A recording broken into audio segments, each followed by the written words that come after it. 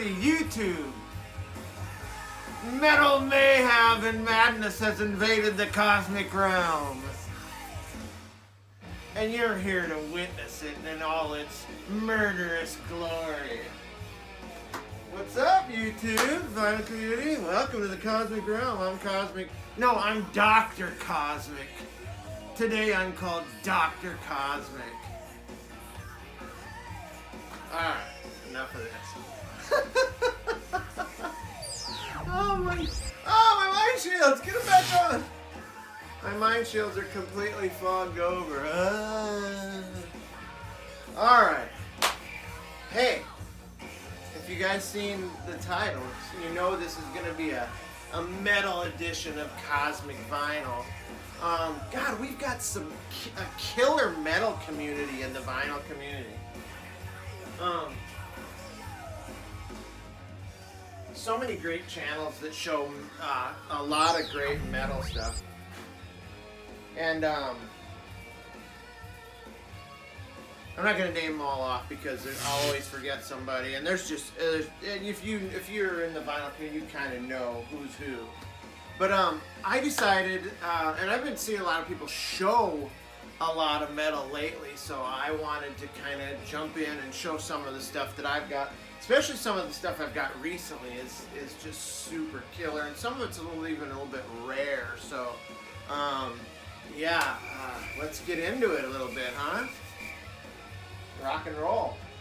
First one is this is London. London is Hollywood, California band. This is a funny thing. I've actually talked about London before. Here's the guys in London right there. This is called Non-Stop Rock. This was released in 1985, and it was on the Shrapnel Records label. I love how these metal record labels always have a cool name like Combat or Metal Blade or Shrapnel. Just fitting, right? I mean, it's metal. Anyway, this is their debut album. Several members of this band would go on to be in other metal bands far more successful and far more famous than London. It was kind of like the junior college of heavy metal in Los Angeles. So guys in this band would go on to be in bigger bands like Wasp, Motley Crue, Cinderella, Guns N' Roses, and TKO, which not a huge band, but a band I will talk about on a later album here. So Bob Welch from the Fleetwood Mac fame was either in this band or he played on some demos from this band. So yeah, that's an interesting fact, right? It's Bob Welch. I love Bob Welch, by the way. So the core members of this group are this fella right here, Nadir Priest, and Lizzie Gray. Now, like I said, there has been so many guys, like Blackie Lawless was in London, Fred Curry of Cinderella, Nikki Sixx helped start London from Motley Crue, Guns N' Roses, Izzy Stradlin, and I think maybe Steven Adler too were both in this band. So wild to this band. I mean, there's no less than 19 former members of this band. It's so great. Some other kind of crazy stuff is Nadir De Priest. This fella here, he went on later to I don't know if he performed, but it says he worked in the adult film industry in Arizona. And then Lizzie Gray, who, rest in peace, is no longer with us. He died of what's called Lewy body disease. It's this brain kind of neurological disease that may have indirectly been the cause of Robin Williams' death. And that's a whole nother topic, but we won't go into that. So anyway, yeah, these guys were featured pretty predominantly in Decline of the Western Civilization Part 2, The Metal Years. by Penelope Spheris. And Nadir even mentions that they were kind of like a training ground for future rock stars. So he still carries the torch for London. So good stuff there. A little London to warm us up. We got all kinds of crazy shit coming up here. So this is another cool one that I picked up recently. I showed it on Instagram, but haven't featured it in a video yet. This is Alien Cosmic Fantasy. This is friggin' fantastic. It's an EP.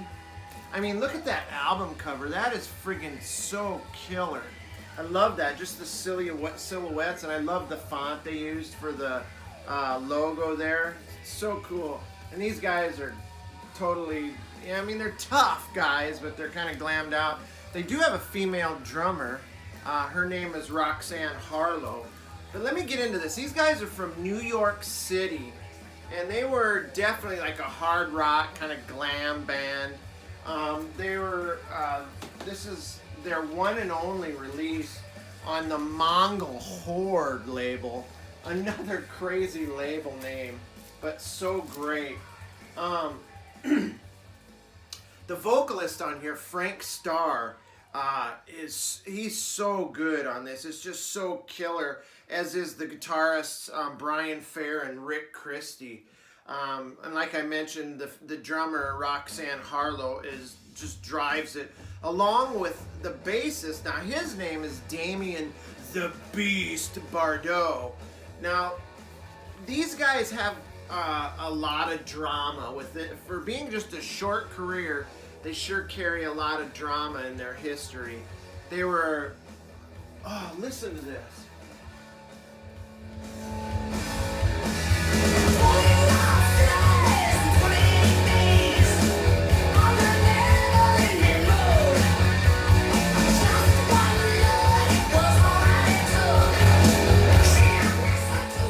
Give in to the night. Just crunchy. Sorry, I got distracted, but that's just such a killer riff. Alright, anyway, so these guys were in, a lot of drug problems followed them. Ended up in jail. Frank Starr ended up in jail for drugs, in and out of jail. But this is the crazy thing. The bass guitarist, this tall guy in the pink there, the Beast Bardot, Damien the Beast Bardot, he actually was brought up on murder charges and convicted of first-degree murder during a robbery for which he was put on death row in Florida. He wasn't ever executed. He died 12 years into his sentence of cancer. But so we've got murder, we've got drug mayhem, and then the vocalist Frank Starr, he also went on to play in the Four Horsemen. But he was riding his motorcycle in LA, was hit by a truck, and he lapsed into a coma for like 4 years, and I think he eventually died after being in the coma. And I mean, fuck, rest in peace, right, dude? But they had another guy who's fittingly, his name was Ken Dimwit Montgomery. Now the Dimwit did too much heroin and died of an overdose. So crazy. I mean, it just only in metal, only in the 80s metal, where everything was just boom over the top. This has everything. This has got heavy stuff. This has one ballad that's actually really good. It's also got backward masking at the end of it. And I just want to get this right. If you ran it forward, it would say, "We are alien, we are alien, we are alien, the intergalactic gods of heavy metal, and we are here to embed in your minds." 1983. 83 that was going on. Fucking great. So great. Alright, moving on. I might not let this be too long, but Sweet Pain. Another heavy metal glam kind of outfit that originated in New York City as well. Vocalist Corky Gunn Kelly Nichols of LA Guns fame, Adrian Vance on guitar, and the drummer Ronnie Taz. These guys took their name from the Kiss song off of the Destroyer album, Sweet Pain. Awesome song, by the way. And they also have a pre-LA Guns track on their album called Shoot for Thrills. They also cover a song by the band Stars with a Z, and that's Subway Terror. So, I mean, if you're a fan of like LA Guns, Poison, Tiger Tails, Sea Hags, you'll probably like this one and only album by Sweet Pain. It's kind of got low production, but that gives it kind of this punkish attitude. Some of it even sounds like the Sex Pistols crossed with Kiss, you know what I mean? It's pretty damn cool. In fact, there's a song called Down on the Boulevard that actually seems like it borrowed a riff from one of the Sex Pistols songs. These guys, their curse was probably that they were ahead of their time. This came out in '85. You know, the sleaze rock thing didn't break until like '87, '88. And this is definitely pre-sleaze rock goodness right here. I mean, think about it. These guys came up in New York City when it was at a time of almost its collapse. It had AIDS, crack, poverty. I mean, when it rained in New York, people said their skin burned from the air pollution. I mean, that's the backdrop for Sweet Pain. I imagine when these guys moved to LA, they probably thought it was friggin' paradise compared to what they were used to in New York. But the vocals on this, Corky Gunn, had that snotty, boozy, slurring vocals that a lot of those sleaze rock bands later had, like Faster Pussycat and LA Guns and Guns N' Roses. I mean, even before these guys got out of the gate, Sweet Pain was already doing that stuff. So, and Corky Gunn also brags of banging Motley Crue's groupies, as he was friends with the guys in Motley Crue as well. Yeah, this is just some great stuff. It's friggin' metal suicide, flash metal. I don't know what I'm trying to come up with something. You know, that's the dark metal that slipped into the gutter and just kind of washed away. But yeah, but left this behind as its legacy. Kelly Nichols did go on to be in LA Guns and Faster Pussycat, so, you know, they still got their roots there, so. Now this is what we're listening to right now. This is friggin' fantastic. This is TKO. There's the back there. There's an inner sleeve. It's pretty damn cool there. There's a little small shot of the band. They're an American hard rock band out of Seattle, Washington. Now, this gentleman on the front cover there is the singer, Brad Sissel. Now, it's Sinsel, not Sissel, Sinsel. He was basically the only consistent member of TKO. These guys have their roots going all the way back to 1974, where the singer's band, Da Whiz Kids, opened up for the New York Dolls when they came to Seattle. Sinsel was joined by Adam Brenner, future Adam Bomb, guitarist, who also played in the band Tyrant, which is a cover band in Seattle, with the future Queensryche singer Jeff Tate. So there's some good lineage here. So I mean, the Seattle metal scene was killer, it sounds like. You know, before the whole grunge thing, they had a great metal scene with bands like Queensryche, Metal Church, Rail, Culprit, and of course TKO. Now these guys do have a couple other albums, but this one is the heaviest, and I'm telling you, I'll vouch for this album any day. This is absolutely amazing, in your face. So yeah, aggressive, hard rock, no glam here, folks. This is This is really great. Mike McCready of Pearl Jam actually is a fan of TKO, and he actually put out a 7-inch of theirs fairly recently. That's probably pretty collectible. So out of friggin' Seattle, Washington, TKO. Last but not least, I mean, all you guys will know who this is. This is Lizzie Borden. This is their second studio album. This is on Metal Blade. I'll put that there. Great cover. I was fortunate enough to get all these originals, some of them in shrink. This is also just in killer condition original. This is Menace to Society. It was released in '86, like I said, on Metal Blade. They were formed in '83 in Los Angeles. They're probably best known for their song "Me Against the World." Me against the world. Me against the world. I love it. I love Lizzie Borden's voice. It's just, I mean, he can hit the high notes. I gotta turn that back on. We gotta have some more tunage. We can't just not have any music. So anyway,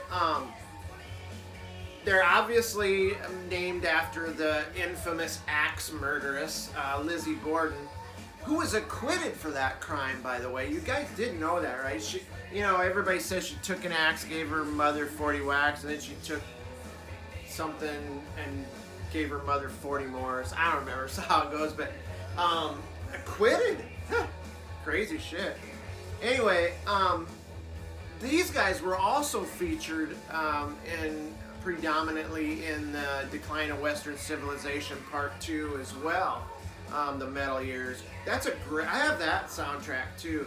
If you guys haven't seen that documentary, it's frigging awesome. It shows like the LA scene on Sunset Strip in the 80s with all these like hairband rockers. Also check out Decline of the Western Civilization, the first part with the punk stuff. So this is heavy. This is, the vocals are Jeff Tate like quality vocals. I mean, Lizzie's voice was just so killer. He had a high octave that he could hit. Another fact, if you like this band, check out Deal with the Devil. It came out on CD, and the cover art was done by Todd McFarlane, the famous comic book artist and writer who did Spawn, and also did a revision of The Amazing Spider-Man, and is famous for his figures of like comic book characters and also like movie characters and stuff. So pretty cool stuff. But anyway, this is friggin' fantastic. And this cover art here, or not cover art, but the inner sleeve. Look at that. It's like somebody drew that. My friend Bart Howell used to sit and draw stuff like that in school. I remember he went to school with my little brother, and my little brother would bring these sketches home of guys like this with big hair and stuff. Absolutely amazing. I just love this stuff. Yeah, Lizzie Borden, man, I'm telling you guys, these are all, I'd stand I'd say recommend any one of these albums. Just some great stuff. Yeah. So, also want to give a shout out to the guys. There's going to be a Foursquare. I don't know if I should let the cat out of the bag or not, but you'll know. It's going to be Aaron Mutha, Al Amer, Chris Prophy, I believe Jeff Witcher, and JC from the Flipside Vinyl. Those guys have been doing some as a collaboration, doing this Foursquare thing that's fantastic, and their regular solo channels are all stuff that I would definitely recommend. Great stuff. Check them out. Anyway, you guys, I'll see you soon. Contest video coming up for Chris Prophy's Kiss.